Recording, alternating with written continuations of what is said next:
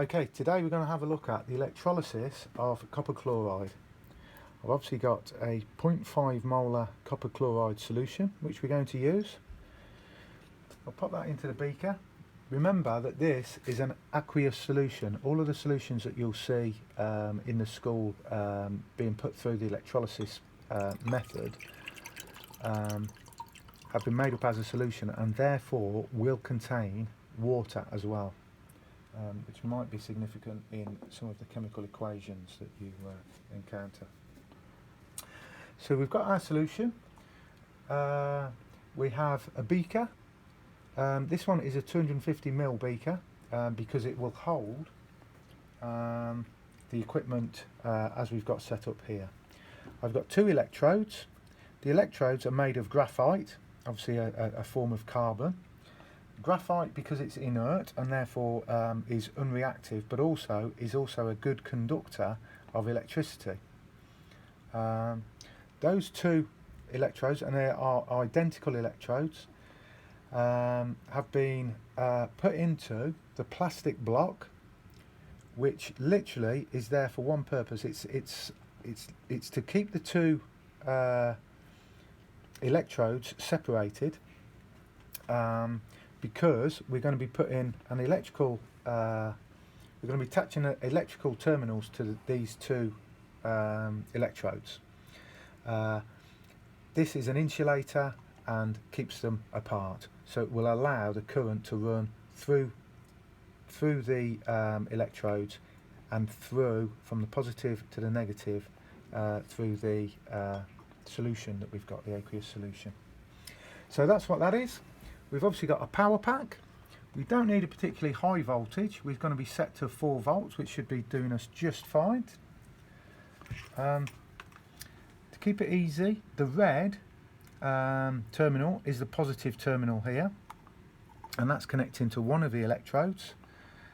The black lead is going to be connected as the negative to the other electrode, and we can knock that on. There is a little mnemonic, a simple mnemonic, that we can bear in mind when we are looking at the two electrodes.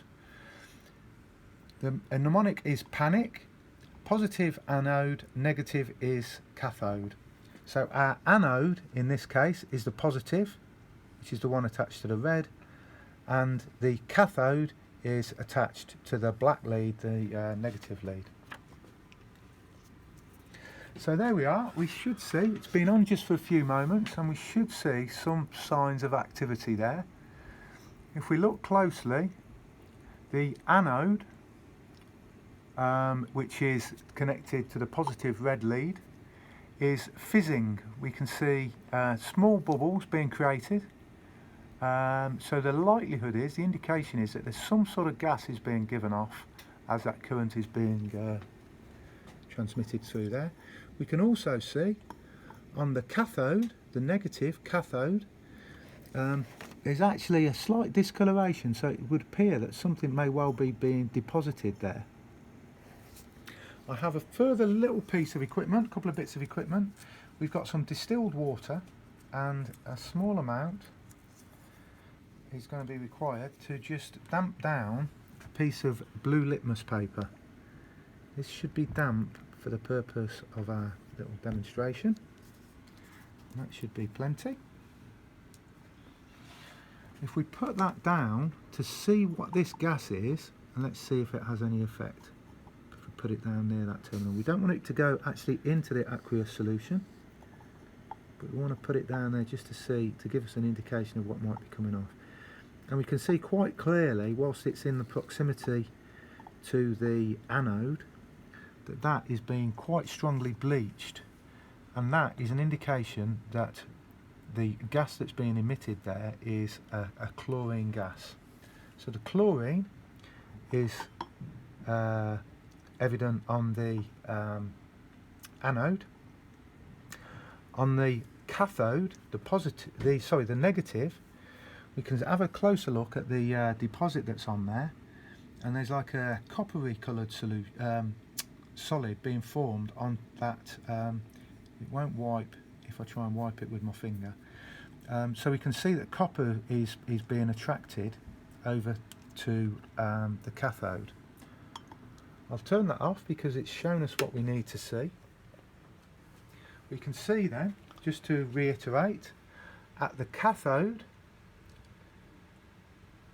copper is being discharged. At the anode, chlorine is being discharged.